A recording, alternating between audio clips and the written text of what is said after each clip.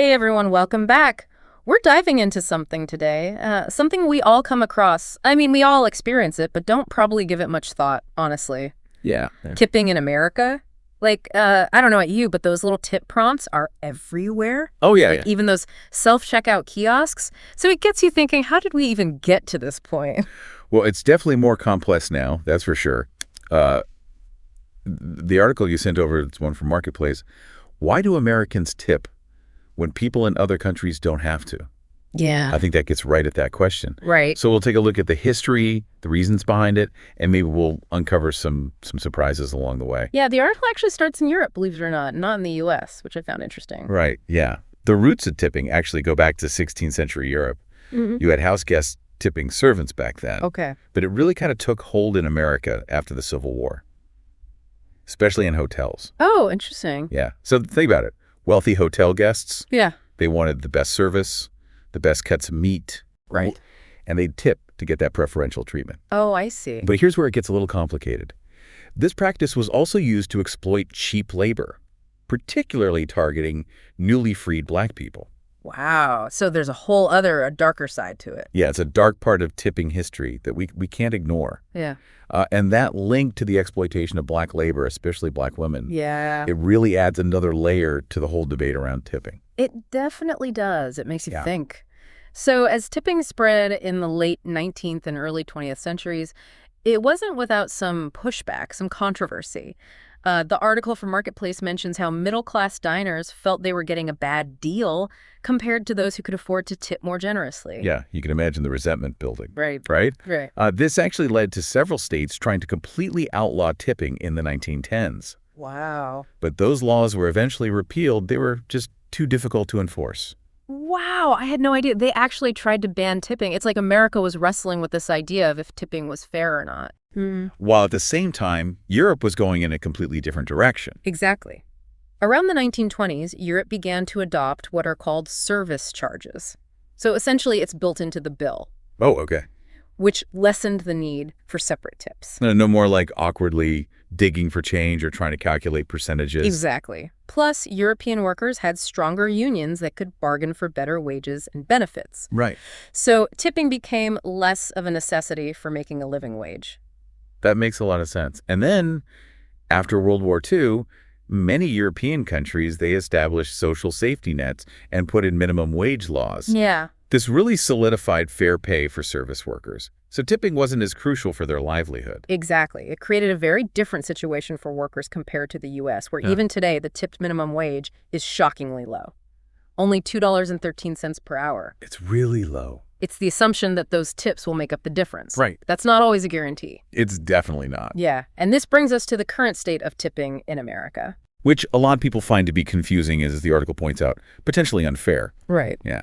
And one thing the Marketplace article highlights is this fairly new phenomenon called tipflation. Tipflation, okay. Yeah, have you noticed how you're now being asked to tip in all sorts of places? Oh, absolutely. Like getting coffee at a counter where you just grab your order. Right. Or using those digital kiosks to place a food order. It's like, where is this tip actually going? It really blurs the lines. It does. But there's another twist to this whole story. Oh, wow. Okay. And it involves the hospitality industry itself playing a key role in shaping how American tipping culture has evolved. Okay. I got to hear this. What's the connection? It might surprise you to know that the change in how hotels did their meal plans actually played a part. Okay. So back in the early 20th century, hotels started shifting away from what was called the American plan, Okay. where meals were just included in the room rate. So more of an all-inclusive kind of setup. Yes, Yeah. exactly. Right. They started moving towards the European plan, where meals were actually priced separately. Okay. And this seemingly small change had a big ripple effect on tipping. I can see where you're going with this. By separating the cost of the meals, it kind of opened the door for tipping to become more the norm. Right. Under the European plan, hotel managers, they saw tipping as a way to keep those base wages low, Okay. which helped them stay competitive with their room rates, Right. while kind of subtly shifting the responsibility of paying the workers onto the customers. So it's clever, but kind of sneaky, wouldn't you say? Yeah, it's a tactic that had a lasting effect. So if you look at the American tipping landscape today, Yeah. it's a direct result of these shifts in history and economics. We've gone from tipping being a way to reward exceptional service to now it's almost an expectation Right. in so many situations. It really is. Yeah, but the story doesn't end there. Wait, there's more? This is already way more complex than I ever imagined. Oh, there is. And this next part might surprise you. The rise of tipping in America actually intertwines with, believe it or not, prohibition. Prohibition. Now, that's a curveball I did not see coming. Yeah. What does banning alcohol have to do with tipping? Well, when alcohol sales were banned in the 1920s, Yeah, restaurants and hotels lost a big chunk of their revenue. of course. Yeah. So they had to get creative to survive. I see. Yeah, So tipping became a more accepted practice to help workers recover some of that lost income and keep those businesses afloat during a really difficult time. exactly. It's really fascinating how these seemingly unconnected events in history, from changing meal plans to nationwide prohibition, ultimately shaped the tipping culture we see today. It really shows how these practices can evolve and take on a life of their own, even when they kind of drift away from their original intention. But I'm really curious to hear what this Marketplace article says about the current tipping debate. Like, is the American tipping system always going to be this complicated and controversial? That's the million-dollar question. Right. And there are really strong opinions on both sides. Right. And that's exactly what we're going to dive into next. Welcome back to our deep dive into this really interesting world of tipping. You know, before we jumped into this, I really thought tipping was pretty simple. Yeah. But now I'm seeing it with like completely fresh eyes. It's like Yeah. we've uncovered all this history, Yeah. the economics behind it, and even the social dynamics. It's definitely not as simple as it seems, is it? No, it's not. Yeah. So as we start to wrap things up, I think it's good to shift gears a bit, Okay. move away from the what of tipping Okay. and more towards the why it really matters. I like that. We've looked at the history and the arguments for and against it, Right. but what does it all actually mean for us? Like for society as a whole? Why should we care so much about how service workers get paid? Well, because when you really get down to it, the whole tipping debate reflects a bigger issue in our society. Yeah. It's about how we value, or maybe more accurately, how we undervalue certain types of work. Yeah. Think about it. We often take for granted the people who make our lives easier, more enjoyable. The folks who prepare our food, serve us drinks, make sure things run smoothly. It's so true. I mean, we interact with these people all the time. Yeah. But we rarely stop to think about how complex their jobs are or how they get paid for doing them. Right. And that's why this conversation about tipping is so crucial. Yeah. It's an opportunity for us to really look at how we recognize and fairly compensate those who provide these vital services. Right. Yeah. So looking ahead then, what are some ways forward? Is there any way to build a system that's better for both the workers and the customers? Definitely. The Marketplace article we've been talking about, it highlights some really promising alternatives. Okay. One big change would be shifting the responsibility for fair wages from the customer to the employer. So basically, instead of depending on those individual tips, it would be the employer's job to make sure their employees are getting paid a living wage. Exactly. And this could mean things like raising the minimum wage for all workers, Right. including those who currently rely on tips. Okay. That way, everyone would be earning a decent wage, regardless of whether they deal directly with customers or not. Makes you wonder why that isn't already the standard. If businesses are really all about fair pay, Yeah, they should be willing to pay their employees directly. I agree. And this shift could actually lead to more transparency in pricing, too. Imagine menus that show you the true cost of the service, without any hidden costs in the form of expected tips. That would be great. No more trying to guess or feeling pressured to tip a certain percentage. You'd know exactly what you're paying for up front. Exactly. I like that. But what about those who say that tipping encourages better service? Would getting rid of tips mean the quality of service goes down? That's a fair point. Yeah. But there are ways to address that without relying on the old tipping model. Okay. For instance, restaurants could introduce performance-based bonuses or even profit-sharing programs. Oh, okay. So rather than relying on those customer tips, employees would be rewarded directly by the business for working hard and providing great service. Right. It creates a direct link between the effort they put in and the rewards they get, Yeah. which motivates them to do well without having to depend on the unpredictable nature of tips from individual customers. That makes sense. It seems like there are a lot of really innovative solutions out there that could work for everyone. But even beyond those bigger systemic changes, what can we do as individuals to be more responsible and thoughtful when it comes to tipping? I think we can start by just being more aware and making conscious choices in our tipping habits. Okay. Like, for instance, we can do a bit of research and choose to support restaurants that have a reputation for paying their employees a fair wage. Yeah, that's a good point. We can also speak up for policies that protect worker rights and have open conversations with others about the ethical side of tipping. Right. It reminds us that even small things like where we choose to eat or even just talking about it with friends can help to create a bigger movement toward a fairer, more equitable system for everyone.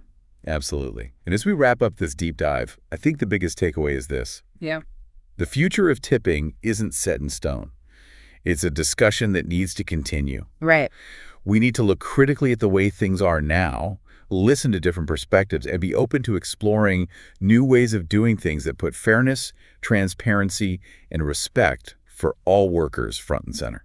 We're back for the last part of our deep dive on tipping, and wow, when we started, I honestly had no idea how complicated it really is. Yeah. But now I'm seeing it in a whole new way. Like, we've uncovered so much history, the economics, the social side of it all. It's definitely a lot more than just tossing a few extra bucks on the bill. It really is. So as we wrap up today, Yeah. I think it's important to kind of shift our focus, move away from the what of tipping Oh, and really think about why it matters so much. Yeah, I like that. We've talked about all that history, Yeah. the arguments for and against tipping, but what does it all actually mean for us, for society? Why should we even care about how service workers are getting paid? Because ultimately, this whole debate about tipping really reflects a much bigger issue we have as a society. Okay. It's about how we value, or maybe how we don't value, certain types of jobs. Right. Think about it. It's easy to forget about the people who make our lives easier, who make things run smoothly, the people who prepare our food, serve our drinks. Yeah, it's so true. We're interacting with these people all the time, Yeah, but we rarely stop to think about what their jobs actually involve or how they're paid. exactly. And that's what makes this whole conversation about tipping so important. Yeah. It forces us to consider how we recognize and compensate the folks who are providing these crucial services. So looking ahead then, what are some paths forward? Yeah. Can we even create a system that's better for both the workers and the customers? I think we can. That marketplace article we've been discussing, Yeah. it highlights some really promising options. One big shift would be to put the responsibility for fair wages on the employer instead of the customer. So instead of relying on individual customers and how much they tip, the employer would be the one making sure that their employees are paid a living wage. Exactly. So that could mean things like increasing the minimum wage for all workers, including those who depend on tips right now. Yeah. That way, everybody would be earning a decent wage, whether they interact with customers directly or not. Makes you wonder why that's not already happening, right? Yeah, If businesses really care about fair pay, right. they should be paying their workers fairly. I totally agree. And, this kind of shift could even lead to more upfront pricing, too. Oh, how so? Imagine menus that show you the real cost of service. You wouldn't have these hidden costs, Yeah, the form of expected tips. that would be great. No more guessing games or feeling obligated to tip a certain amount. You would know exactly what you're paying for from the start. I like that a lot. But what about the people who say tipping is what motivates servers to give good service? If we got rid of tipping, wouldn't that mean worse service? That's a good point. But I think there are other ways to handle that. Okay. Ways that don't rely on the traditional tipping model. Okay. For example, restaurants could have performance-based bonuses or even profit-sharing systems. So instead of depending on customer tips, the business would reward employees directly for their hard work and good service. Exactly. It directly ties their effort to their rewards. Right. It encourages them to do well without having to rely on the uncertainty of individual customer tips. Yeah, that makes a lot of sense. So it seems like there are a lot of creative ideas out there that could really benefit everyone.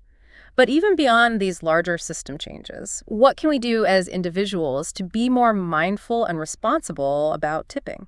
Well, I think we can all start by being more deliberate with our tipping habits. Okay. Doing some research and choosing to spend our money at places that have a good track record of treating their employees fairly. We can also push for policies that protect worker rights and just talk openly about the ethics of tipping. Right. It's a good reminder that even small things like where we choose to eat or conversations we have with friends can be part of a bigger movement toward a fairer system for everyone. Absolutely. As we finish up our deep dive today, I think the key takeaway is that the future of tipping is not set in stone. Right. It's something that we all need to be part of figuring out. Yeah.